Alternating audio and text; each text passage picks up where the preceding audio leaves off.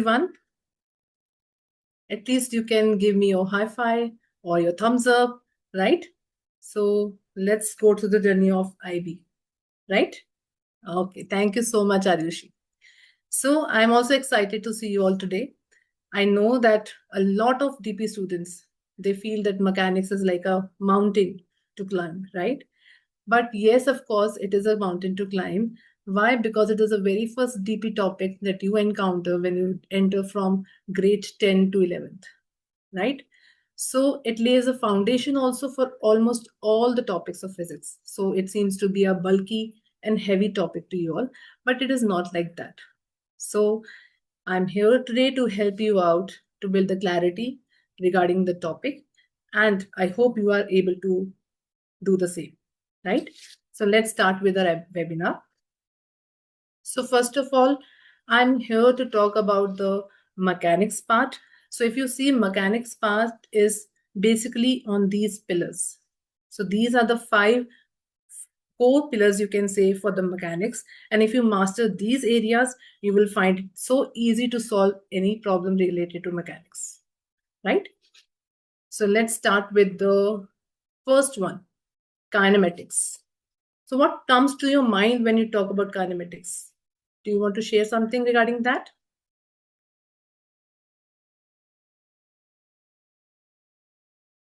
You can raise your hand if you have anything. Otherwise, I'll just proceed. Okay. So kinematics is nothing but the language of motion. And many students, they lose marks not because they don't understand physics, but yes, because they are not able to follow the strategy that is required to solve the mechanics. Okay. So the very first thing that comes to the mind, that why we lose marks. So first thing is that we tend to choose the wrong equation. We do misinterpret the questions. We draw incorrect free body diagrams, or we use some significant figures which are not required for IB. Okay. So in IB, we are going to teach, we are going to study, we are going to learn that what type of things are required that will help us to score better marks in mechanics. Fine. So the very first thing that comes to my mind is the Gupper method. Have you ever heard about this method? No? So I believe if you follow this method, you will get 90% of your problems solved. So what is the first thing that comes in my mind is that given a goal. So that means if IB question is given to you, first thing is that never ever read the entire question at one glance. Always break it, take a pause after every statement to first list down the variables that are given to you and that you need to find it out. So that is meant by G, given and goal. Just extract the facts from there, scan the variables before you plug into the equations and also plug into your calculator. Okay. Same thing goes for units, unknowns and units. Now, what do you mean by the word unknowns? Basically, when you will list down your variables, you'll get to know what all things are given to me and what I need to find it out, right? And also scan it for the units. What all units are required for IB? All the SI units. But suppose now, if some of the variables are given to you in CGS and some are given to you in SI units, so always do the conversion. All the physical quantities should have the same units. Fine. Once you know your variables, once you know your units, now next thing comes is the equation. But how to figure it out? What equation I have to go for it, right? But before that, always draw a rough diagram for that. That will help you to see the directions, the relationship between the variables, what all things are given to me. That plays very, very important role in that. For example, if I say this pen is dropping down, so when this pen is going down, I can draw just a rough figure.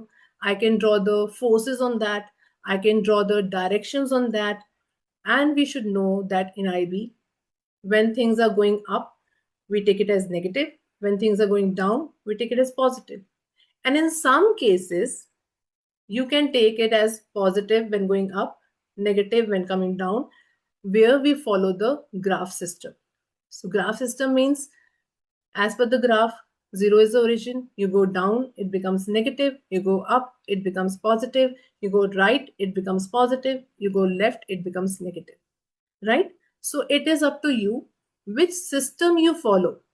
But please be careful whenever you are taking the directions, take it same system for all of them. Good to go? Show me thumbs up or something like that. So next term comes as relationships. Relationships basically leads to equations. Now we know what all things are given to us, what we need to find it out. So whenever you want to talk about the equations, you have a big resource. And that big resource is your data booklet, right? So never ever mug up the equations. Always keep your data booklet handy with you so that as soon as you know your variables, you know your topic, you can directly go to your data booklet to that topic to figure out which equation will suit over there and which we can use. And once you know the thing over there, always make the subject for the unknown variable that you need to find it out. Let's go to the next part. So IB is about the tricks, strategies, how you can solve any of the equation. Okay. So these are the list of equations of motion that is there in the data booklet also. But apart from these formulae or these equations, you have to take care about the trigger words used by IB. That will always guide you how to initiate the question, how to solve the question. For example, a body starts from rest. It means my initial velocity should be 0. Object released. Again, initial velocity is 0. Car starts from rest. Again, initial velocity is 0. Similarly, a body coming to rest. That means the final velocity will be 0. And if they say that the body is moving with constant velocity, in that case, what will happen? Acceleration will be 0. Why is it so? Because we know that A is nothing but V minus U by T. So when V and U comes out to be same, it means A will be 0 because plus V minus V will be equal to 0. So these things will help you to solve the equations and find out your final answer, right? Apart from this, it's very important that you follow the sign conventions for that. Again, the same thing I said, upward positive, downward negative, but it depends on you totally. You want to take it as positive or negative, answer will come out to be same because you're going to apply for all the variables. Fine. Let's go to the next slide. Now here's the IB question which I wanted to discuss with you. So for every topic, I have written the IB question so that you can relate it and figure it out how we can solve it so smartly and so easily. As I told you already that it is not that question is difficult. It is our strategy. How we can make it easy for us to solve, how we can interpret it, how we can analyze it. So my way of doing it is that whenever I see any question, I always highlight the things there itself so that I'm aware what is given to me. So let's talk about the first one. A ball of mass this much. So mass is given to me, right? Is released from rest. So release from rest, I just now told you, this is a trigger word, right? Release from rest means u will be equal to 0. So I can immediately write down here, so u is equal to 0. Next trigger word is time is 0 and height above the horizontal floor is given to me, which is this. The graph shows the variation with time. Now, very, very important. Whenever they say graph is given to you, always keep this in mind. We can use the graph for our all parts of the question. That plays very, very important role. And in case of graph also, there are two things that play very, very important role. The first thing is area under the curve. Second thing is gradient. So you should be able to read the graph carefully, what I'm getting from the area of the graph or area under the curve or from the gradient of the graph. Good to go? Shall we move further? Second thing important is that how you draw the rough figure or how you relate the figure if it is given to you with the graph. So it is saying the ball is falling down. So if I say the ball is falling down like this here. So which part of the graph is showing this part? So we can relate the graph as the ball is coming down. Its initial velocity was 0. So it means the graph is starting from 0 here. And when it will reach the floor, it will have certain velocity. And now as it is coming down, if I compare it with the graph, it should be minus. So that's why this part of the graph will show me the journey of the ball when it hits the ground. Next part. Now, as soon as it comes in contact with the floor, it will come in contact for a very short interval of time, right? And that we can see here in the graph that this is showing me a very small interval of time. So it means this can be the part of the graph which is showing the contact with the floor. Now the ball is going up again. So I can say rebound. So if I say rebound at the maximum height, you can say we can have velocity as 0, because if I'm going to throw this pen up, it will go up, it will come to rest for few seconds or milliseconds, and it will come down, right? So for that few milliseconds, we will be 0, and then it will come back. So for that part, you can show this part of the graph is showing me this. Why this part? Because if you see this time interval, at this time interval, my velocity is coming out to be 0, right? And again, the same journey goes. So ball will again come back here. So this part of the ball journey will be this one. So this way, you should be able to analyze it, that what the graph is speaking about, what the figure is talking about. And then you can start the question. Initially, you may find it difficult, but later on, you will get a grip on that. Fine. So let's talk about the first part. Determine the height h. Can anyone wants to comment on that? That what should I follow? How should I go about it to find out the height? To find out the height. Now we want to find out the height. We can use either the graph. We can use either equations of motion. So either of these, we can use that. Now let's talk about how to plug in the values. First of all, I should know what all things are given to me. So initial velocity is 0. That's given to me. As it is falling down freely, it means there is a gravitational force acting on that. So it means A will be equal to G. Right? Now I want height. And if you see, they have given you the time interval. The ball reaches the floor after 1 second. So from here to here, it is taking time as 1 second. So I can put time as 1 second. Now I have U, A, and T. So I can go back to the equations of motion. I can just stick it out which one is there with me. So I think I can go with the second one. So I'll just plug in the values here and do the calculations.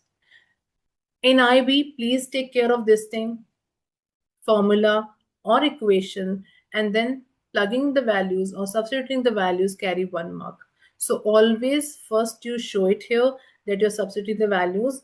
After that, put it in the calci so that there is no mistake is there for the powers or any calculation mistake. Now let's talk about the second part.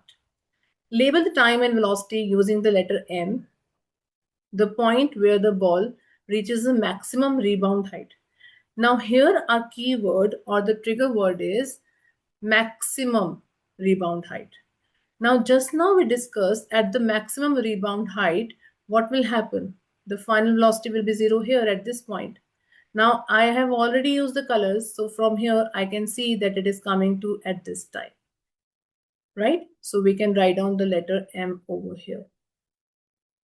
State the acceleration of the ball at the maximum rebound height. Now I want to talk about the A at the maximum rebound height.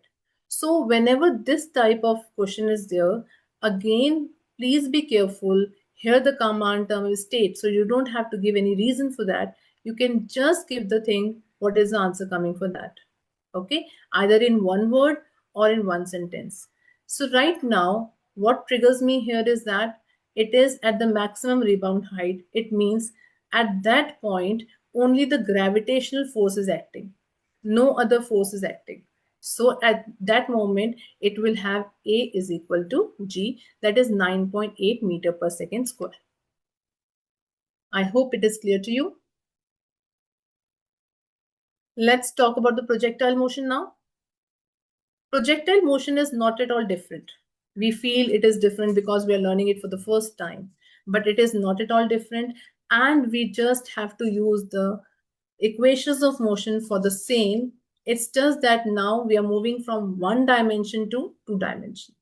So that's why we have x-axis also, we have y-axis also, and in IB we are following two types of projectile motions. One is which is launched horizontally, other one which is projected at certain angle. Fine. So what do you mean by the word launched horizontally?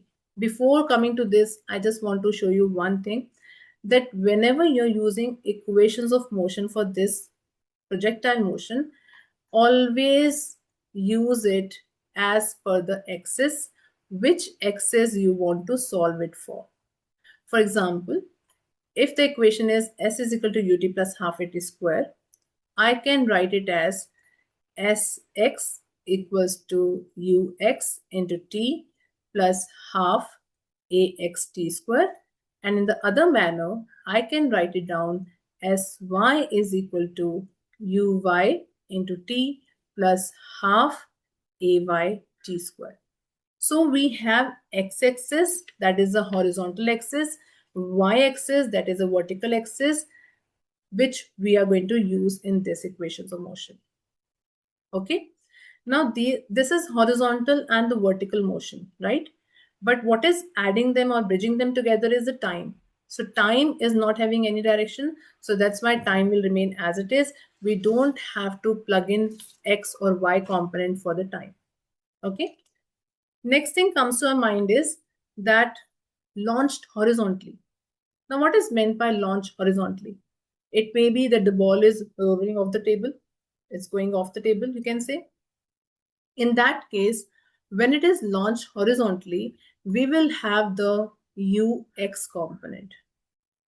Now u is what? You already know, initial velocity. X means the horizontal component. So when it is launched horizontally, it means it will have the x component. And as it is launched horizontally, I will not have the y component. So I can say uy is equal to 0. Second thing is about the acceleration. As it is launched horizontally and there is no force in the horizontal direction, so when there is no force, as per the Newton's equation, F is equal to ma, so there is no a, so that's why ax will be equal to 0. Moreover, in IB, we don't consider, or we can say we neglect air resistance.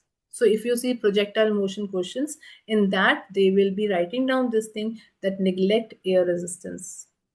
Fine. So that's why ax will be equal to 0. But as it is moving in the vertical direction, and that also only because of the gravitational force, that is why ay will be either equal to plus 9.8 or equal to minus 9.8, depending on the sign conventions what you are using. Fine. Now, very important factor. Sometimes these students, what they do is that they just write down the equation of motion and they try to plug in the values. And because we are not writing down the x component or y component, we sometimes, do mistake in plugging up the values also. In the equation of x, I may plug ay as 9.8. In the equation of y, I may put ax as 0. So that's why our numericals, they go wrong. So never ever write down the equation as it is. Always I will suggest you do it as x component, do it as y component, and then solve it. Same goes with the last part of this. In the question, they will tell you find out the final velocity. Now, how to figure it out? How to find out the final velocity? First thing, ux is always constant because there is no horizontal force. So it means my Vx will be coming same as that of Ux. So I already have Vx. I can use any equation of motion to find out my Vy. And once I got Vy, I can use the Pythagoras theorem or the resultant equation V is equal to Vx square plus Vy square, and I can find out the final velocity at which the projectile or anything will be going towards the flow or hitting the flow. So please be careful. Never ever use the entire equation of motion. Always break it down into x components and y components. Good to go? Can you at least show the thumbs up, please?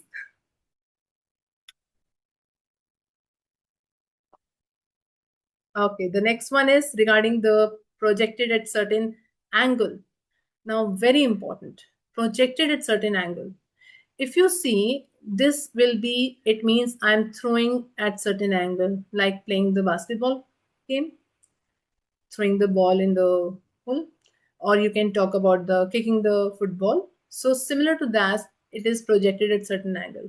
So when you project it at certain angle, you will have initial velocity u, and as you can see, it is going up also, it's going sideways also. So it means we have both the axis x as well as y axis. So that is why what you will do now, you will have both the components, x component as well as y component. It's just that you should know that again we will use the same equation, but when we are putting the values, instead of using x ux, I will put u cos theta. Instead of putting uy, I will use u sine theta because they will be giving you the angle for that. Fine. Again here at the maximum height, it's not going up. So when it is not going up, it means there is no vertical movement. When no vertical movement means there is no y displacement. So that's why uy will be equal to 0. Now what is uy for this? It will be vy for the other one, right? So sometimes it's carry forward. So one equation related to the other equation. So you have to see how we have to plug in the values. Now, if you are talking about this part of the equation, you can take it as negative. When you talk about this part, you take it as positive. Again, depending on the sign conventions, what sign conventions you want to follow. Usually in IB, MCQs, you can say, they ask the question, does the landing height equal to the launch height? In this case, where it is projected at a certain angle. So if you neglect the air resistance, yes, time taken to go up, time taken to come down will be same. So your answer should be yes. But if they say there is air resistance, then the time will be different for them. And then again, we have to use the SWAT equations to find out the time. Similar goes here. If you leave this pen like this, or if you roll it and it is coming down from the table, in that case, what will happen? Will they be taking the same time? Yes, of course, they will take the same time. Why? Because only the gravitational force is acting on them and no other force. Therefore, they will take the time as same. I hope I am able to clear this thing. Please once again use x and y individually. Let's talk about this question now. Again, I will say never ever read the entire question in one go. Break it into parts, analyze it, interpret it, and then go for it. For example, player A hits the ball at a height of this. At a height of this, it means this one is given to me. So I will write down here only SY is given to me. Above the edge of the table, measured from the top of the table to the bottom of the ball. The initial speed of the ball is how much now? 12 meter per second horizontally. In this case, my trigger word is horizontally again. So horizontally means I will have only the UX component which is given to me, and I should write down simultaneously my UY component is 0. So look at this, only from one statement I got my two variables, important ones, and they have already given you air resistance is negligible. It means I'm not going to talk about the air resistance here, right? Let's see how to figure out the question. Show that the time taken for the ball to reach. Now I need to find out time. So I'll put T question mark. Why I use this method, one more advantage of this, that when I solve the rest of the parts, I don't have to read the entire question once again because we don't have that much time, right?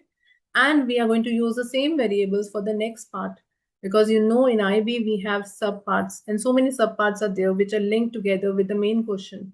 So always label it like this and you will not find it difficult. To reach the surface of the table is about 0.2 seconds. It means I need to find out the time. Now show that. Show that means you have to show the calculations. If you're not showing the calculations, you will not get the marks. Okay. So in IB, the command terms play very, very important role. Just go about the command terms. Go by the command terms. They are there to give you the instructions. Oh, you have to follow that instruction, right? So go by that. You will never be wrong. Now, how to find out time? I'm going to use the equations of motion. Now, I already have Sy, I have Ux, I have Uy. And apart from these, I know that Ax will be equal to 0 and Ay will be equal to 9.8 meter per second square. Right? So, if you see, I have Sy, I have Ay, I have Uy. It's always easy to use the equation Sy is equal to Uy into T half Ay T square. So plug in the values and you will get the marks.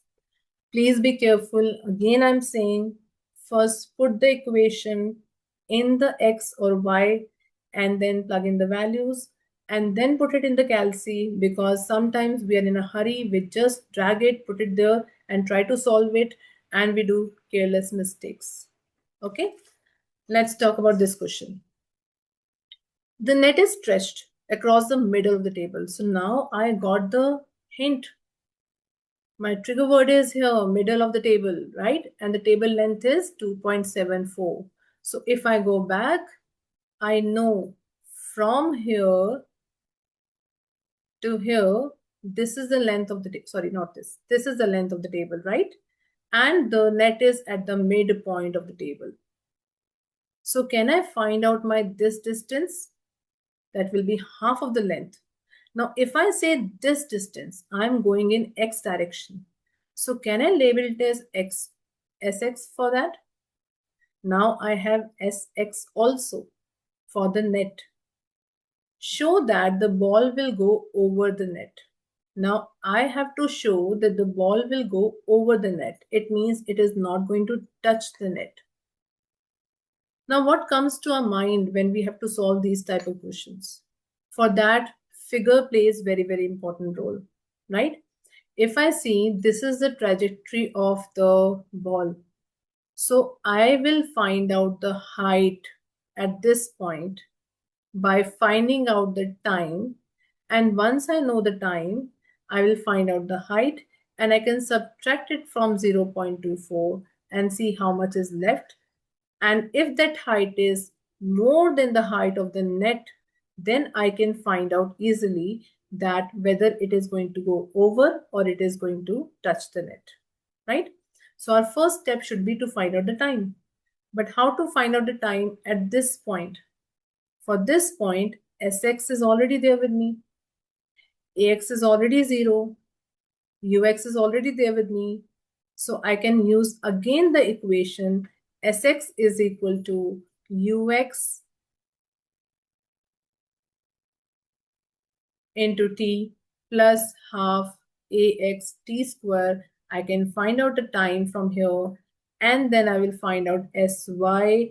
And once I got Sy, again I can use the equation Uy into T plus half Ay T square. Why? Because I got the time from here.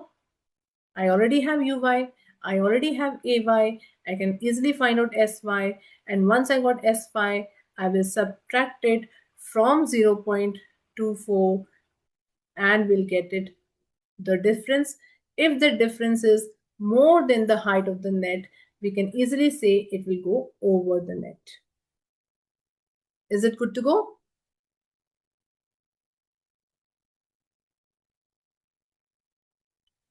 Then comes the next topic, Newton's laws. So till now we have learned what of the motion. Now let's cover why of the motion. So what and why plays important role and they go hand in hand, right? Because in this case we will talk about the Newton's laws. And I know that all of you are aware about the Newton's laws. It's just that how to apply them, how to solve the IB questions related to that, right? So let's talk about the first law. First law always speaks about the net force. So it's very, very important. We should know what all types of forces are there, in which direction they are acting, because the net force is always equal to bigger force minus smaller force, and the net force will always decide in which direction the body will move. If the net force is zero, it means the body will not move or the body will move with constant velocity, which is nothing but the first law, right? So net force plays very, very important role in our this physics. Second law. Now we know net force. Once we got to know net force, we can easily plug in the values and we can find out with what acceleration the body is moving. And please keep this in mind that acceleration and force will always be in the same direction. If you are not able to figure out the net force, then it becomes difficult. But it becomes damn easy if you're able to figure out net force. And that you will come to know only when you know what all types of real forces, I'm using the word real forces are acting on that and what is the direction of the force. Fine. Third law, every action equal and opposite reaction. In IB, the question says explain using Newton's third law equation, using third law. But students, they do just write down, okay, to every action there is equal and opposite reaction. No. They are looking at this point that are you able to figure it out that action is on which body and the reaction is on which body? Because action, reaction, they are there on two different bodies. I hope you know the difference between the balance forces and the action reaction pair. Do you know the difference?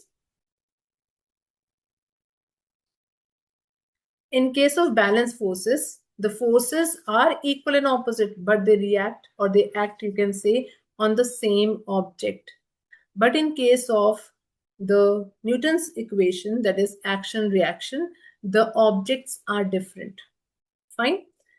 And these are the command terms mainly used for Newton's laws. Explain using Newton's second law, first law, third law.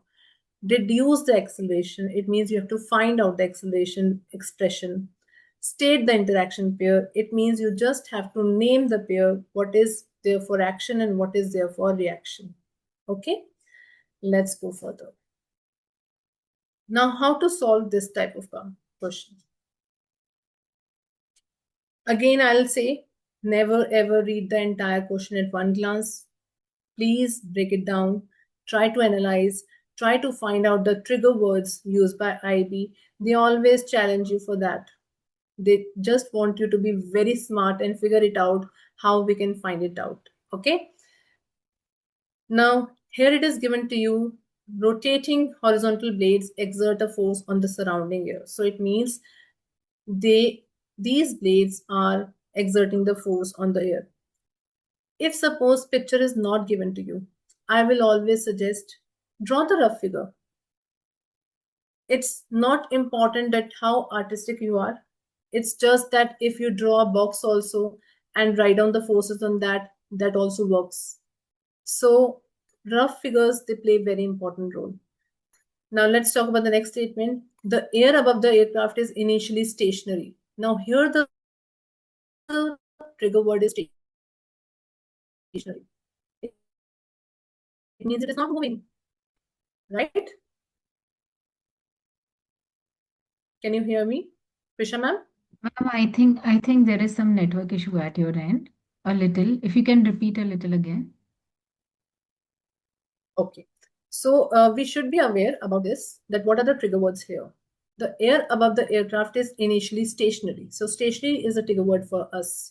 It means at rest, right? The air is propelled vertically downward. Now look at the trigger word. It is going downward. Now please be careful. In IB, it plays very, very important role. Forces and their direction. Whenever you're writing down the answer, you should mention the direction also, because that carries the marks in that. Okay. So here the trigger word is vertically downward. They're already telling you that the air is compressed downward, air is pushed downward. Now, who is going to push this air down? That is the next thing coming to my mind. So the blades, right? So these blades are going to push the air vertically downward with the speed v. Now the aircraft was motionless. Now the next question, next trigger word comes to my mind is motionless. What does this mean? Motionless means stationary again. It is not moving at all. And whenever this comes to my mind, motionless, stationary, then the next thing comes to my mind is balance forces. Because when the body is having the balance forces, then in that case, the body will have static equilibrium. It means the body is not going to move, it will remain stationary. And in the other case, if they are balanced, the body will move with constant velocity, right? So here, this is my next word. Let's go to the first part. State the value of resultant force. Resultant force is nothing but again the net force. Now, if you see, they have already stated that it is motionless. It means there is balance forces acting on that. So it means my resultant force should be equal to 0, right? Do you all agree with me?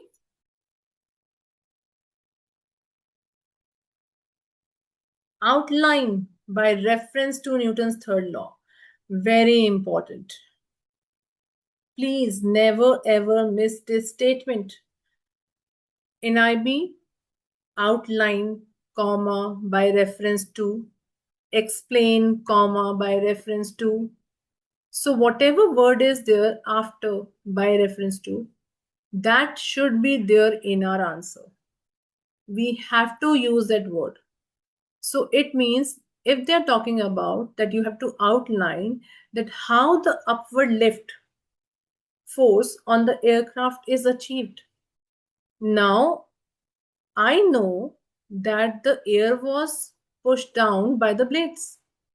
So that was the action happening, right? And what is the reaction? The air will be pushing the blades up, right?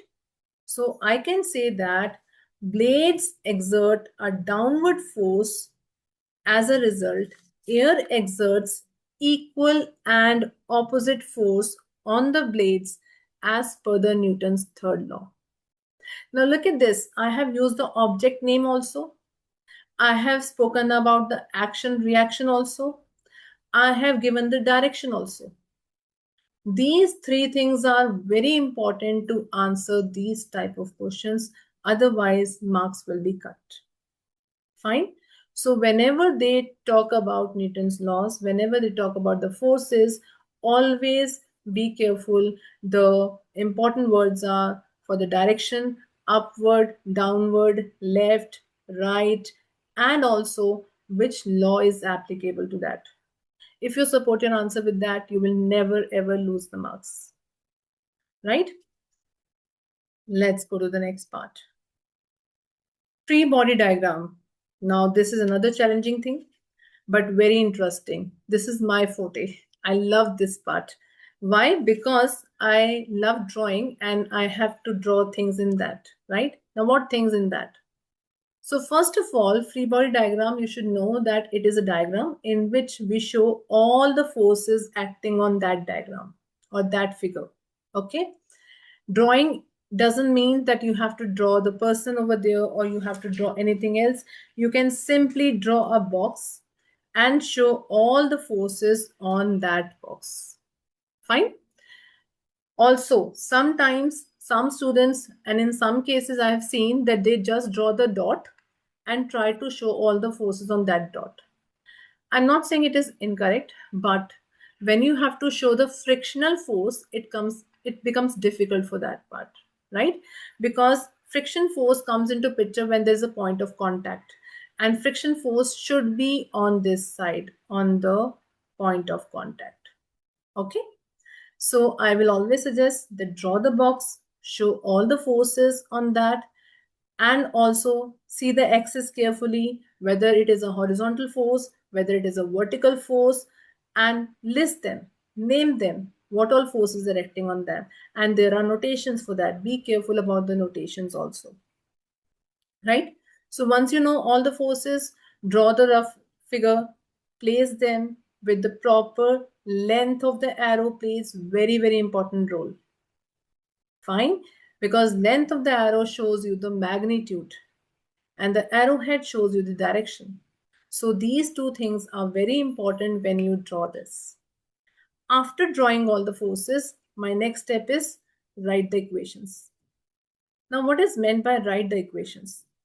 I'll go back to the first law, Newton's law, right? Which one first law? Net force. So net force is what? Bigger force minus smaller force, right?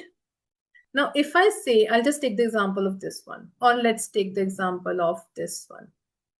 Here in this case, the weight is equal to tension. That is why the body is at rest. So I can frame the equation W is equal to T. But in this case, when it is inclined at certain angle, IB question may give you this angle theta. And whenever any force is at certain angle, we should always resolve it into its component, that is into its x and y components. If this is theta, I should be able to figure out that this will be theta because of alternate interior angles. And then if this is theta, this becomes t cos theta, this becomes t sine theta.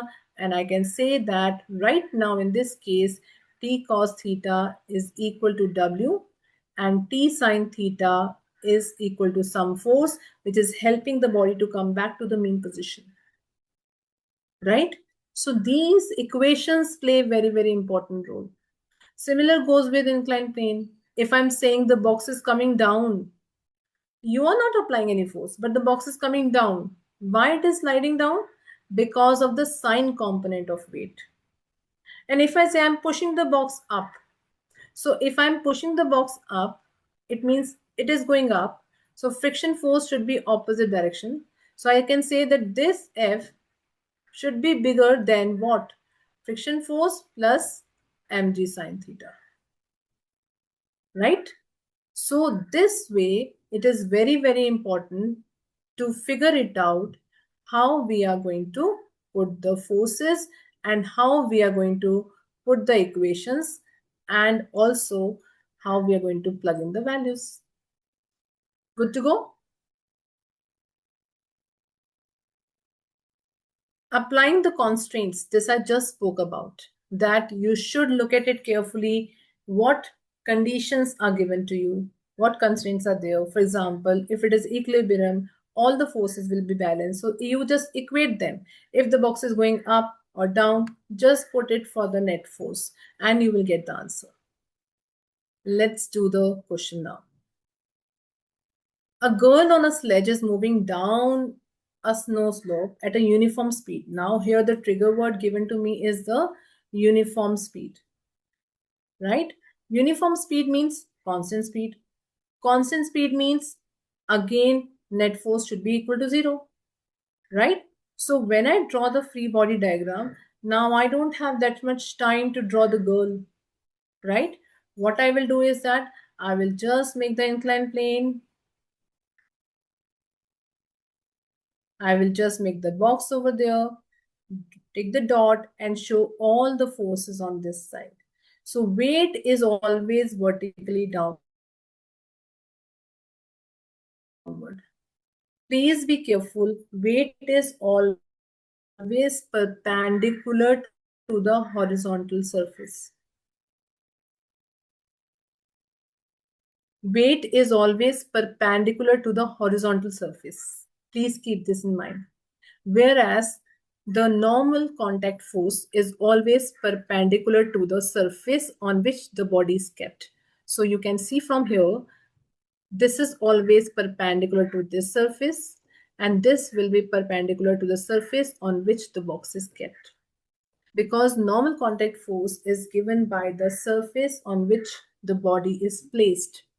So if you know these small things, they will help you a lot, right?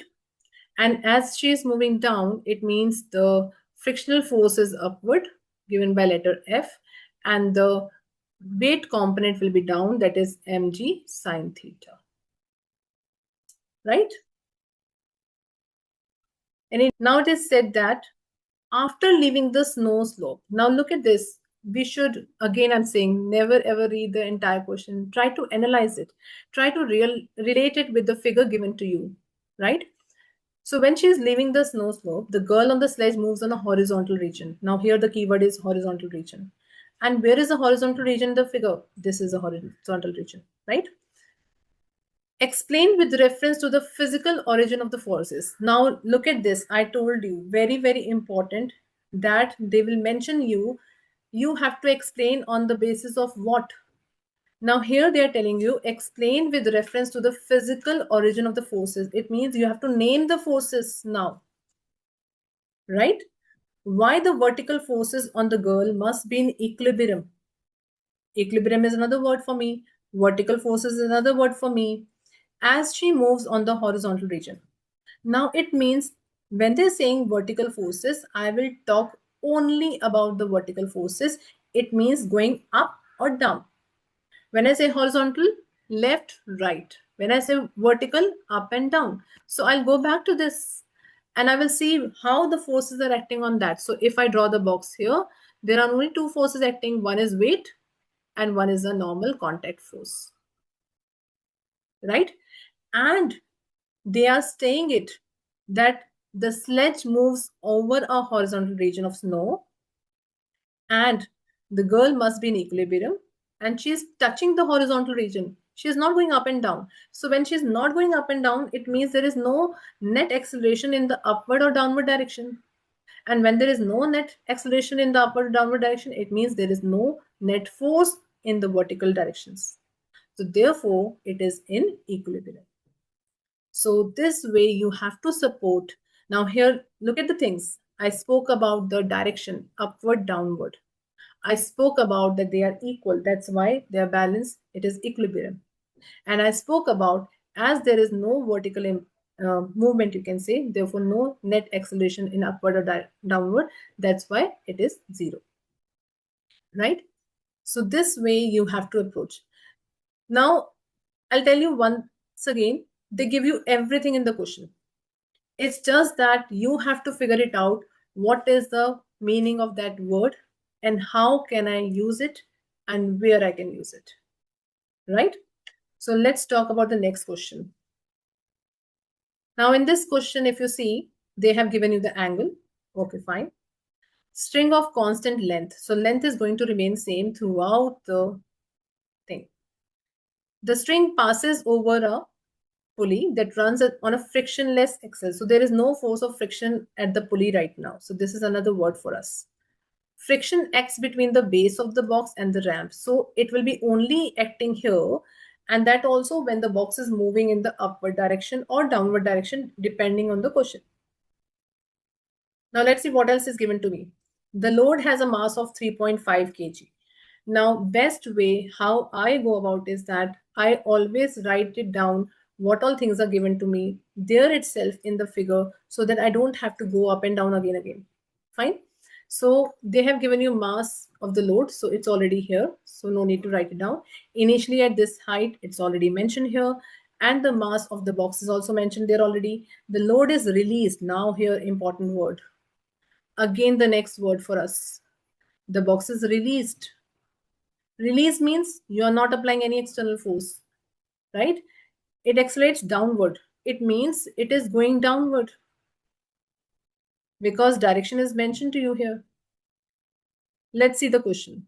The vertical acceleration of load is downward is this. So it means they have given you the value of A, which is 2.4 meter per second square. So it means here I can write down A is equal to 2.4 meter per second square, right? Calculate the tension in the string. Now, first of all, that comes to my mind is that they are giving the A, but why are they telling us to find out tension? They can give us any other thing from the equation of motion, right? Whatever we need to find out, please be careful. We have to use the same terms or same physical quantities to figure it out how to solve it. Right now, they are telling us to find out tension. It means I should look at all the forces acting at that load. Now, as per the free body diagram, we will take one object at a time, right? So when they are saying load, we will talk only about the load. Let us see what all forces are acting on the load. One will be the weight, which is acting downward. One is the tension, which is going up. Now I have roughly placed the arrows, but the statement clearly says it accelerates downward means the weight is more than the tension. So I can write down net force will be equal to W minus T. That means weight minus tension, because it's going down. It means W is more than T. And net force is nothing but M into A. So now you can easily plug in the values. You already have A, you already have weight, and you have mass. We can easily find out the tension, right? So sometimes we can go backward also to find out what we need to calculate. Just be careful about the physical quantities. Show that the speed of the load when it hits the floor is this much. Now, what is, we have to find out speed. Show that, again the command term. It means I have to show the calculations to them. I have to show the correct equation to them, what I'm plugging in, right? Now let's go back to this. They want us to find out the speed of the load when it will hit the floor. So now the load is going to come here. I have the variables here. It was released. It means my initial velocity will be equal to 0. A is already given to me. S is already given to me. And I know now when I have U, A, and S, I can easily use the equation V square minus U square is equal to 2AS, right? So whenever you're choosing your equation, please be careful. Out of 4 variables, you should have 3 variables. And if that equation contains 5 variables, you should have at least 4 variables in your hand. If you don't have, try to figure it out. You will definitely get it, because they're not going to give you the numerical in which you're not able to plug in the values, right? So always try to figure it out by drawing the arrows, by drawing the figures that what is given to you. Next comes the force of friction, which is very, very important. I already discussed.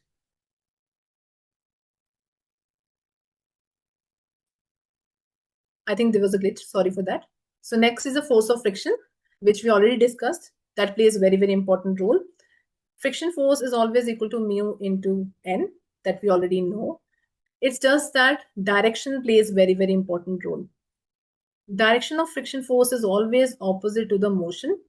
So please draw the arrow, as I have discussed in the inclined plane also, that it is a contact force. Always draw it at the point of contact. That will really help you. Okay, there's a question for that. Let's solve it.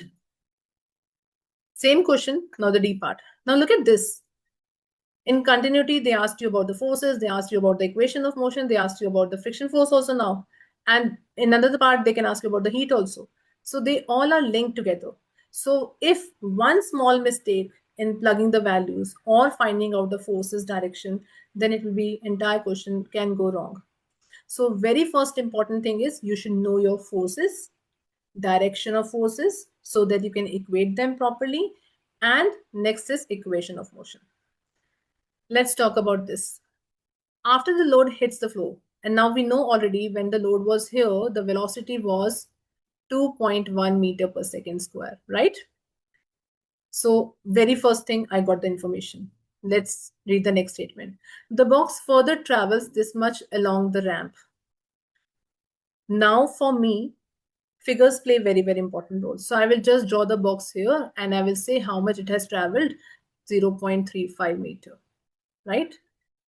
Before coming to rest. Now again, trigger word is here. Coming to rest. Coming to rest means my final velocity should be equal to 0, right? Determine the average frictional force between the box and the surface. Now I have to find out small f. Please be careful about notations. Capital F is for the applied force, small f is for the frictional force. Now, as the box is going up, it means the frictional force will be acting downward, right? And also the weight component will be acting downward, which we have seen in the previous part. And the box is going up with certain force and it will have certain acceleration. Now, if you see, if I want to frame this equation, I should have first what? I should know value of A. So I have S, I have V, and the velocity of the load with which it will hit the ground. Now, because this is going down, so the box will go up. So it means the initial velocity will be 2.1 meter per second square. So I can easily put the equation V square minus U square is equal to 2AS to figure it out what is my A. And once I got A, I can frame the equation for the net force, and that will be what? Net force will be equal to F plus mg sine theta, and then the box will go up. So in this manner, please be careful. If you label like this, it will never be wrong. Coming to the last pillar, circular motion. Now, circular motion is a new topic for you all. So sometimes you are not able to relate it. Sometimes you find it difficult to understand it. I'll tell you one thing, it is the easiest one. Circular motion will always again have the same things, but now in the circle form. So it will again have the Newton's laws, but in the circle form. So the very first thing that should come to your mind is that speed and velocity. In a circular path, we can have speed as constant, but as at every point the direction changes, the velocity will be there, because velocity is a vector quantity and it has direction. So even though if its magnitude is same, the direction changes, so therefore velocity will change. And as the velocity changes, the acceleration will never ever be zero, even though it has the constant speed. Fine. Next is centripetal force. Just now we said acceleration will never be zero. It will always be there. And that acceleration is known as the centripetal acceleration. It is always towards the center.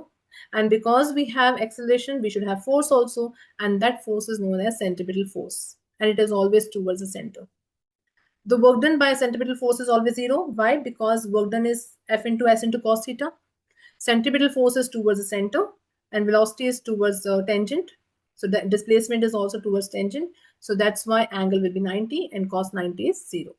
So this way you can quickly plug in the things and figure it out for that, right?